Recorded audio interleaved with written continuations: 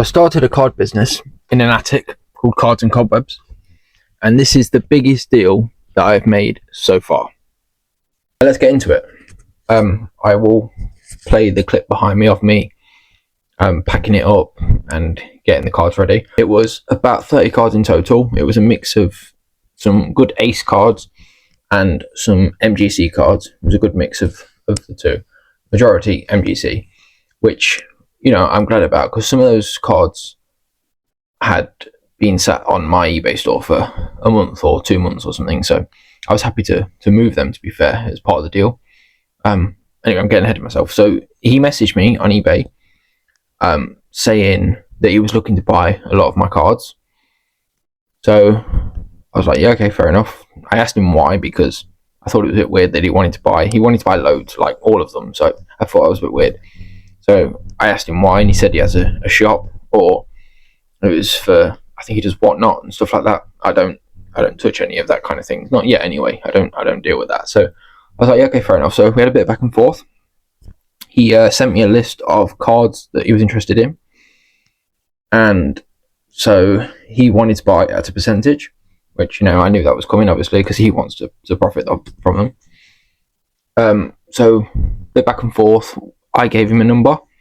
He gave me a new number. I gave him a new number. He gave me a new number. There was a bit of back and forth like that, because I was trying to make sure I wasn't being like ripped off, which, you know, in the end we came to an agreement. It was about 1,600, 1,500 between there, and in the end I was happy with that number because it's allowed me to make some money, and he was happy with that number because it would allow him to make some money. So it's a win-win situation. I'm okay with that. And I think the main reason why I did it was because, yes, I would have absolutely made more if I was just selling them individually every week or so, whatever.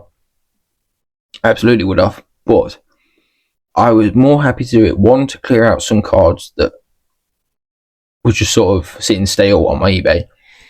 I was happy to clear them out.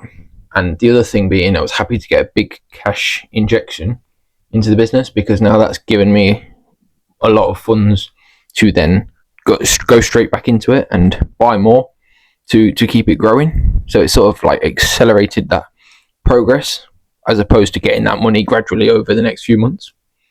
So it's a deal that I was happy to do. I'm recording this after the parcel's already been delivered to where it needed to go to. So I'm pleased to report that everything got there safely. As you can see, I am packaging it up. Really, I use so much bubble wrap. Every card I individually wrapped and then put another one that wrapped again. And I used so much bubble wrap in the hope that it got there safely. And thankfully, everything arrived there fine. So at least I know I'm good at packing. Because that was my biggest concern. Shipping something of that scale, one, of it getting lost, it getting damaged, it getting misplaced, delivered to somewhere else. Like, there was a lot of variables that could have gone wrong, but thankfully everything went right. So yeah, anyway, that's the biggest deal that I've done so far on this business venture, and I would happily do another one in the future. The other thing that I need to share is I entered into some break spots and I got pretty lucky. So here's the spots that I had. The first one was Atletico Madrid, and it was absolutely woeful, so forget about that. But then there was a Topps Chrome 10 hanger break, and buy football cards direct on eBay. So I entered into quite a few teams. I got Fulham, Brighton, Everton, Wolves, West Ham, Aston Villa, Palace, and Newcastle. Now, in terms of the hits from the hangers, Wolves was terrible. I already said that one was terrible. Villa, I got the one of the pineapple cards, which is important because I'm trying to collect the pineapple cards, which is main reason why I entered it. So I got one pineapple card. Newcastle, 3 pineapples. Oh, my camera focus.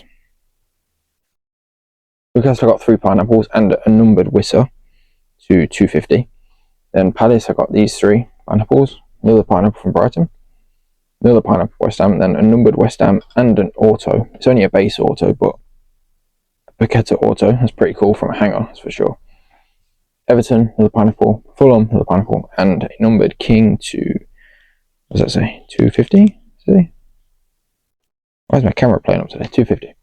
So I got 3 numbered cards and an auto, my all pineapples, and I also got the big one, which was from Palace, was a case hit of Roman essay, and it's numbered to 10.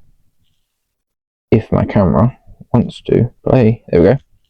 3 of 10 essay on the case hit, which was an insane hit for Palace, because this Palace spot right here only costs £6. I paid £6 for this Palace spot, and obviously you get all the bulk are still in these packets here. You get all the bulk cards. I got these pineapples and a case hit for £6. All in all, I've probably spent about 60 to 80, somewhere in that range. I should have worked it out, but somewhere in that range. Even if it's the high end, let's say 80, to get the case hit, the auto, some number cards, a bunch of the pineapple cards, which I was after anyway. That is an insane break, to be fair. That's everything that I needed to talk about in this video. So if you're watching this right now, thank you.